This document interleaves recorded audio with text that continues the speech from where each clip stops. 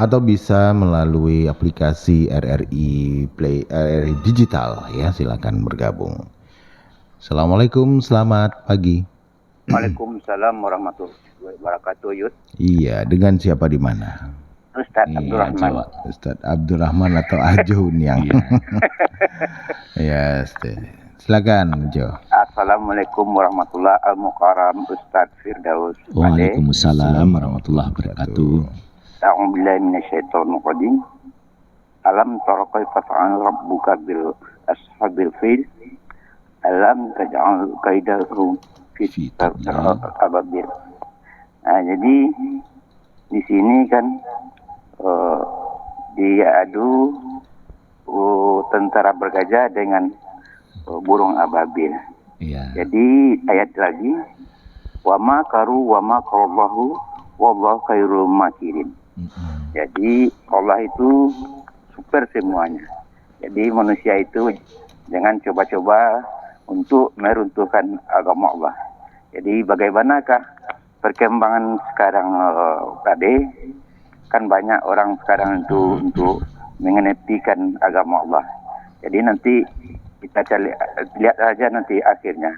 Minta pencerahan Pade. Assalamualaikum warahmatullahi wabarakatuh. Waalaikumsalam warahmatullahi wabarakatuh. Silakan Ustaz. Ya, terima kasih Ajo Uniang di Ulu Gadut. Sejarah ini penting diungkap. Kalau tadi itu Pak Yudi kan dalam bentuk sejarah ya, kejadian sebelum kelahiran Muhammad sallallahu alaihi wasallam. Disebut tahun gajah, lalu diabadikan dalam surat Al-Fil ya, tentara bergajah atau pasukan bergajah. Firman Allah surat Yusuf ayat 111, laqad kana fi qasasihim ibratul li ulil albab. Sesungguhnya pada kisah-kisah mereka itu terdapat pelajaran bagi orang-orang yang berfikir. Wah, sejak ya kerasulan Nabi Adam alaihissalam terus sampai Nabi Nuh dan sampai Nabi SAW, masing-masing zaman Nabi itu punya kisah menarik. Intinya adalah apabila negeri itu tidak mengindahkan seruan Rasul, lalu membangkang karena sombong, karena berkuasa, ternyata yang sombong dan berkuasa itu tidak abadi, dia hancur hina dina. Itu yang paling menarik ya. Sebenarnya menarik semua ya. Siapa yang lebih berkuasa daripada Fir'aun? Ternyata Fir'aun itu sendiri dengan bala tentaranya juga hancur, tenggelam di Laut Merah itu ya. Terus diulang lagi pada sebelum kelahiran Nabi SAW, tentara bergajah. Itu benar-benar di atas permukaan tanah ya, yang jelas hancurnya tentara bergajah itu. Jadi untuk sekarang dan misalnya negara mana saja, mungkin juga termasuk di Indonesia, misalnya kalau penguasa menganggap remeh soal agama, apalagi misalnya tentang ulama-ulama, itu berakibat buruk kepada pribadi, mungkin menjelang meninggal, sakit-sakit dan lain sebagainya, atau tidak terhormat, atau menjadi sebutan yang buruk dalam buah mulut oleh anak bangsa kemudian hari.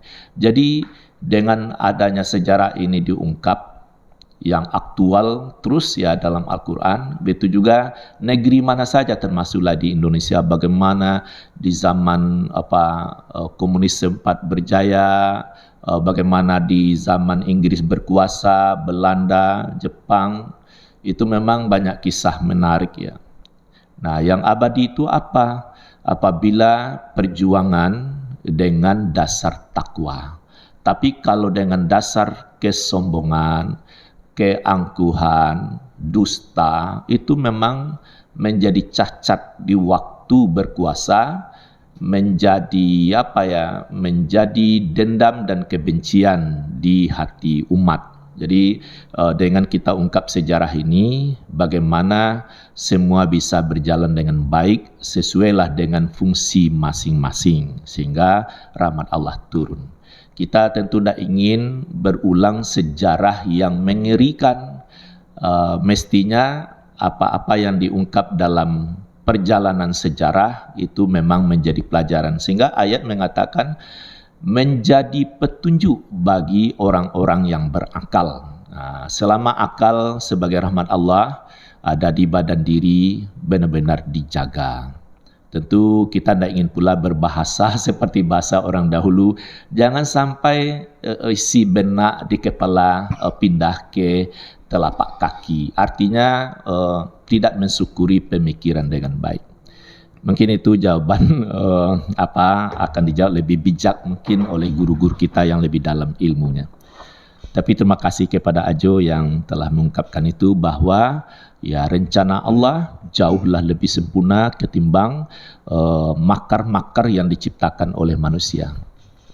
Ya, baik, kembali pendengar yang mau bergabung silakan di 0751812878, dan saya ke RRI Digital sudah ada pendengar kita yang bergabung di pagi hari ini. Ada Muhammad Hanafi.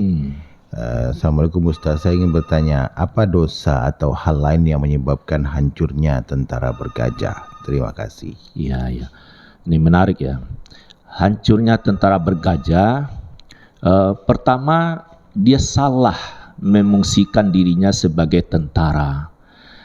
Tentara itu berguna untuk menjaga negeri dari ancaman atau juga mengamankan kalau terjadi kericuhan dalam negeri, tapi tetap menegakkan kebenaran. Karena orang sipil ya yang tidak punya keterampilan bela diri, soal senjata, kekerasan kan tidak punya keterampilan secara umum. Maka angkatan bersenjatalah yang bisa bertindak dengan baik, tegas tapi tetap di atas kebenaran. Tapi mengapa dia kok hanya menghancurkan Ka'bah? Ka'bah itu adalah Baitullah. Di situ letak salahnya. Jadi dia penista Ka'bah ya. Sehingga Allah tidak ridha, masih jauh dia dari tanah suci Mekah, dia sudah hancur duluan itu ya. Mungkin ini syaratnya begitu, siapa yang memegang tampuk kekuasaan atau pemerintahan, idealnya di saat berkuasa atau berfungsi bagaimana dijalankan tugas dengan baik supaya nanti sebelum habis jabatan atau amanah negara sehingga semuanya berakhir dengan indah. Idealnya seperti itu. Sebab sejarah bisa saja berulang. Saya kira itu mungkin ya jawabannya Pak Yudi. Tentara bergajah dia salah memungsikan pasukan itu. Baik, kita ke line telepon lagi. Assalamualaikum, selamat pagi. Waalaikumsalam warahmatullahi wabarakatuh, Yudi. Ya, dengan siapa di mana ini? Dengan murid beliau. Ya. Oke, ya, silakan. Ya. Assalamualaikum ya. Waalaikumsalam warahmatullahi wabarakatuh. Gimana kabarnya hari pagi Alhamdulillah, ini? Buya Ahmad Khalidi, alhamdulillah sehat walafiat. Ya, saya juga begitu Bu ya. Ini kebetulan lagi sedang murajaah ini Bu ya, murajaah yang ke-20. Insyaallah bulan ini saya khatam lagi. Amin. Khatam yang kesekian ribu kali insyaallah. Ya alhamdulillah. Ya. Ini Bu ya, menarik sekali ini topik yang dibicarakan pada pagi hari ini. Ini saya agak mengkonfirmasinya agak lebih dalam, yaitu surah Al-Qiyamah itu فَإِذَا بَرِقَ الْبَصَرُ وَخَسَفَ الْقَمَرُ وَجُمِعَ الشَّمْسُ وَالْقَمَرُ يَقُولُ الْإِنسَانُ يَوْمَئِذٍ أَيْنَ الْمَفَرُ. Itu ya. Buya terjemahkan sekali Buya, beliau apa? Ya, kan Allah itu manusia itu waktu itu berkata, kemana lagi tempat berlindung kalau di saat hari ini, padahal waktu itu bulan sudah hilang cahayanya, itu juga matahari, padahal tidak ada lagi tempat berlindung selain pada Allah. Nah, jadi bagaimana syarhannya yang agak lebih dalam ya, sebab kan orang banyak yang begitu kurang yakin dengan adanya akhirat. Contohnya sholatnya sekian waktu dikorup, gitu kan? Ini sholat wajib, kan? Kadang-kadang kalau sholat sunnah, taruhlah nggak masalah, gitu kan? Ditanya kenapa kamu sholat, alasannya ketiduran lah, atau terlambat ini karena main futsal tadi, waktu udah habis. Kadang-kadang malah di ujung-ujung waktu. Bagaimana mengembalikan saudara-saudara kita yang demikian agar mereka tersadar gitu ya. Tolong pencerahannya yang agak lebih dalam gitu ya. Terima kasih. Demikian ya. Assalamualaikum warahmatullahi wabarakatuh. Waalaikumsalam warahmatullahi wabarakatuh. Mungkin kalau dalam relatif ya, cuman begini, kembali kepada sunnah, ajar anakmu salat ya minimal umur 7 tahun. Lebih dari itu, misalnya umur 4 tahun, usia PAUD kan sudah dibawa-bawa ke masjid, ikut-ikutan salat, lihat. Itu bagus. Seperti Aminah itu, mengapa dia yakin kepada Allah? Karena waktu kecil dia sudah sering dibawa oleh ayahnya Wahab ke Ka'bah. Biarkan saja kami di sini memperlindungkan diri kepada pemilik Ka'bah. Kenapa itu dia bisa yakin? Karena waktu kecil dia sudah sering dibawa. Jadi dihimbau hari ini orang tua, ya kakek nenek, bawalah cucu itu ke masjid. Papa dan mama, bawalah anak-anak itu ke masjid. Tapi sebelum dibawa, beri petunjuk dengan lemah lembut sehingga nanti dia elok laku di masjid. Nanti kalau memang dia ribut, belum bisa, ya sabar dulu, mungkin besok-besoknya. Nanti akan tertanam tu ya. Nah, apabila dia berumur sudah 10 tahun, kalau dia tidak salat kan dipukul. Pukul ini tentu yang mendidik. Bukan benar-benar dipukul dengan pukulan misalnya ya rotan, tidak begitu, tapi ada sanksi dengan elok. Salah satu contohnya begitu, kalau belanjanya 30.000 dikurangi 5.000 tinggal 25. Mengapa? Karena ini adalah teguran kamu meninggalkan salat nak, misalnya ya. Jadi anak tidak mau dia jumlah belanjanya dikurangi supaya tetap cukup. Harus salatnya lengkap. Itu pukulan juga namanya. Jadi tidak benar-benar dijewer, tidak benar-benar dipukul, tapi ada sanksi dalam bentuk yang memungkinkan. Jadi memang menanamkan beriman kepada yang gaib harus dari sekarang, sehingga dia yakin pada hari akhirat itu. Yakin pada hari akhirat, maka menurut saya sering-seringlah anak-anak, keluarga membaca ayat-ayat tentang surga supaya dia semangat untuk taat beribadah, dan baca pula ayat-ayat yang bicara tentang neraka supaya dia takut berbuat dosa dan melalaikan ibadah. Mungkin di antaranya itu, saya kira seperti itu. Moga-moga bisa dikembangkan. Ya, baik. Kembali pendengar, saat ini pukul 5:46 waktu Indonesia Barat. Yang masih ingin bergabung, boleh silakan di line telepon di pagi hari ini di 0751812878. Assalamualaikum. Waalaikumsalam warahmatullahi wabarakatuh. Ya, dengan siapa di mana ini? Bang Boy di Kayu Tanam. Bang Boy di Kayu Tanam. Silakan Bang Boy. Assalamualaikum Bu ya. Waalaikumsalam warahmatullahi wabarakatuh. Bang Boy di Kayu Tanam. Semoga. Ya, tanyanya Bu ya. Ya. Waktu perang Gajah itu waktu zaman Nabi apa tuh Bu ya? Nabi Musa atau Nabi Isa, Nabi apa tuh sebelum Nabi Muhammad ya? Waktu itu, oke. Ya, tolong Bu ya. Ya, tolong jelaskan Bu ya. Terima kasih Bu ya. Sama-sama. Ya, waktu itu atas nama kenabian tidak ada disebut ya. Misalnya yang 25 rasul yang kita kenal tidak ada waktu itu. Karena jarak Nabi Isa alaihissalam itu yang berkembangkan di Palestina dan sekitarnya. Sedangkan di belahan selatan Mekah sejak dari Nabi Ismail terus berjarak pula kepada Nabi Muhammad SAW itu kosong ya dari kenabian. Tapi sebenarnya sebelum ada sembahan berhala, orang betul-betul menjaga ajaran Nabi Ibrahim di Mekah itu. Jadi tidak ada Nabi. Kalau Nabi Isa yang terakhir sebelum Nabi Muhammad kan Nabi Isa ya. Nabi Isa sudah lama meninggal.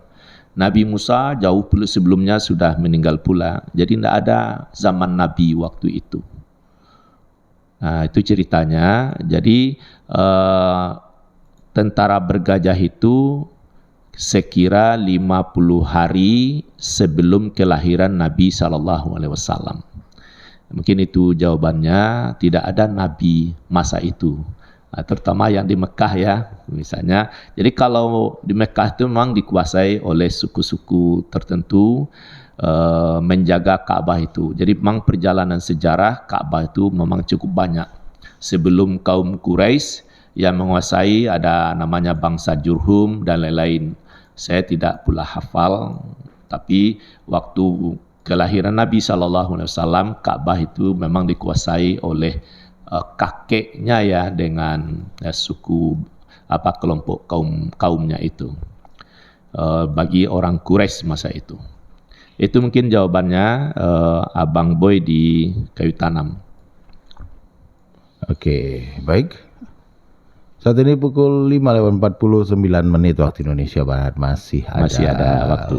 Iya, betul sekali. Silakan mendengar yang masih ingin bergabung di 0751 812 878, bisa melalui RRI Digital dan juga melalui WhatsApp 081166 66975 di kesempatan pagi hari ini.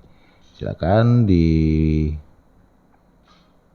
telepon, WhatsApp, dan juga di RRI Digital.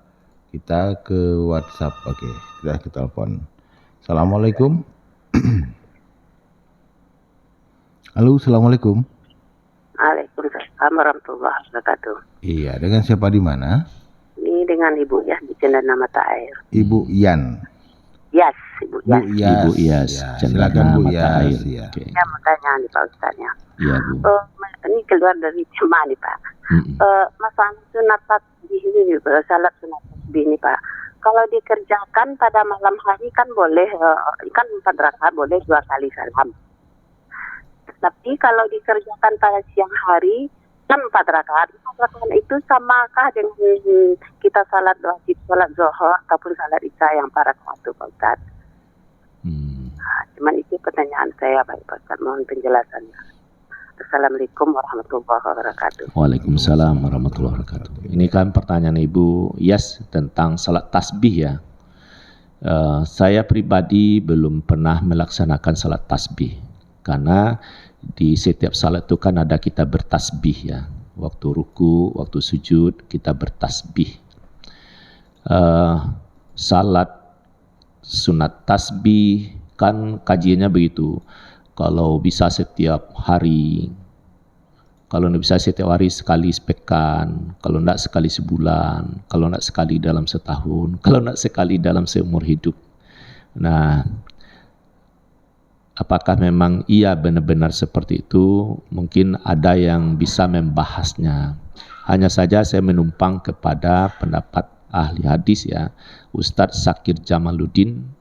Ini termasuk yang kontroversi. Benarkah Nabi pernah melakukan salat tasbih? Kalau benar tentu hadisnya sahih dan menjadi ikutan.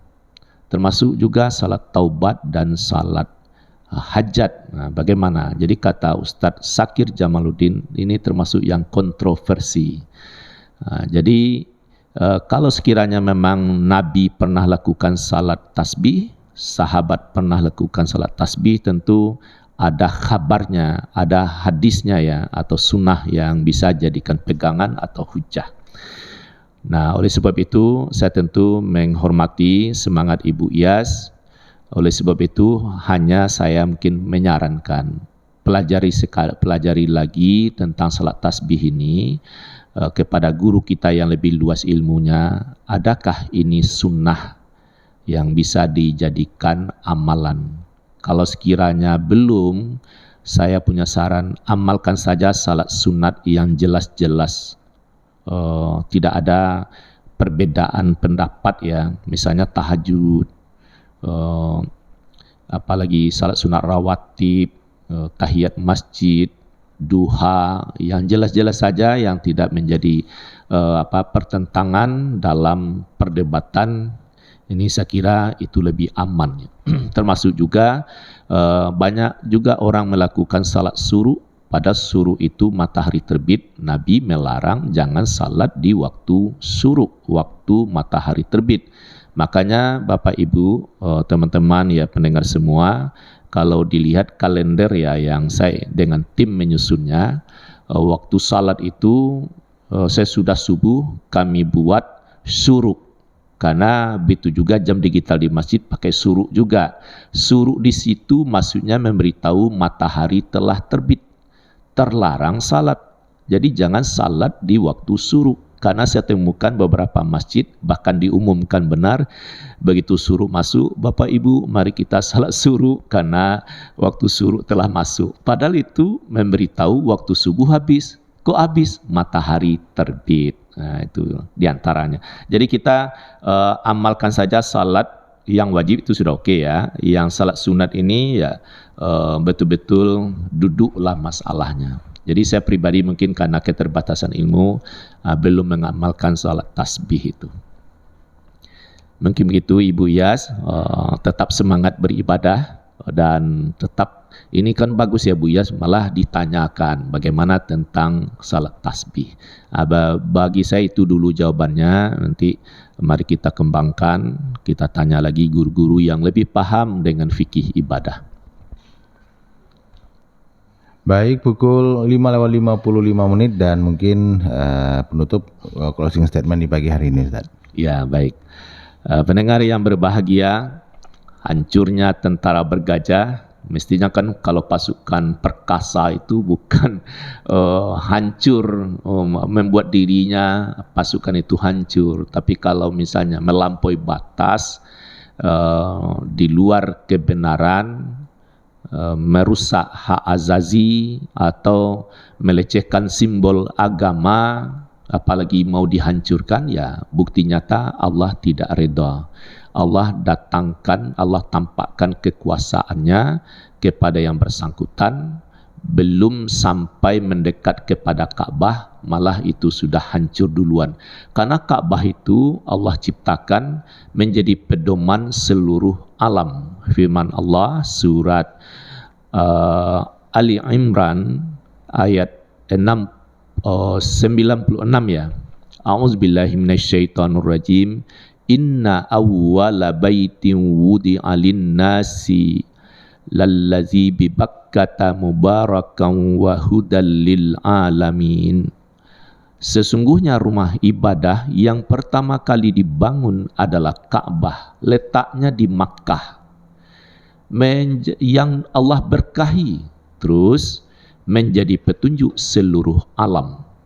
Jadi gubernur si Abraha ini dia harus tahu itu, bahwa Ka'bah itu bukan sembarang bangunan, tapi Allah yang membangunnya ya. Nah, bagaimana kekuasaan Allah membangun bagi kita itu gaib. Kenapa gaib? Pertama, dia sudah dibangun lebih awal. Bayangkan saja waktu Nabi Adam bertawaf di Ka'bah itu disaksikan oleh banyak malaikat. Malaikat memuji, ya Adam, tawafmu sangat bagus. Ya namanya Nabi lah ya, tentu tawafnya bagus. Ketahuilah Adam bahwa kami, maksudnya para malaikat, sudah bertawaf di sini 2000 tahun lebih sebelum engkau. Kira-kira Ka'bah itu kapan diciptakan? Nah, artinya seorang Abraha, seorang gubernur kan punya wawasan sejarah, wawasan ya lingkungan dan seterusnya. Jangan dangkal akal pikiran, masa dihancurkan? Kalau memang melakukan studi banding, bangun dialog, berkunjung, ya, ingin pula membuat daerahnya ramai, ciptakan pula yang lain, bukan tandingan yang salah. Terus karena tidak diindahkan, karena kebodohan yang nyata, lalu pikiran pendeknya menghancurkan Ka'bah. Kalau menghancurkan itu kan jalan yang keliru. Yang bagus itu adalah memelihara yang sudah ada. Ya, apalagi bernilai sejarah, bernilai nuansa ibadah, tempat bersatunya orang di sana, lalu dihancurkan, itu yang tidak boleh. Termasuklah ya nilai-nilai peradaban itu tidak boleh diganggu, tapi yang harusnya ya dipelihara sehingga nilai sejarahnya tetap utuh. Saya kira itu, moga-moga ya tatkala kita membaca surat Al-Fil yang sudah rata-rata hafal waktu usia anak-anak, pahami artinya, baca tafsirnya, semoga waktu kita salat membaca surat Al-Fil makin kuat kekhusyukan kita, makin berani kita, dan tidak akan gentar kepada pasukan-pasukan yang menyeleweng dalam kekuasaannya, karena Allah tidak reda dalam hal itu. Yang penting kita tegakkan kebenaran, menonjolkan kerendahan hati, ketinggian budi, dan membangun prasangka baik untuk semua. Saya kira itu moga-moga bermanfaat. Saya kembalikan pada Pak Yudi.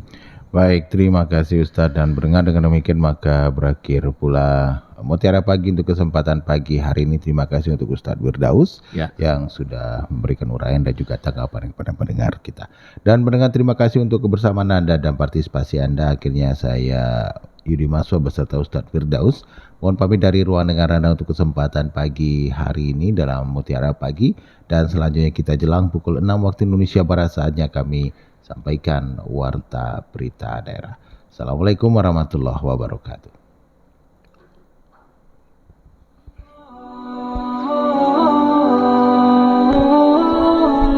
Demikian pendengar, telah Anda ikuti program Mutiara Pagi.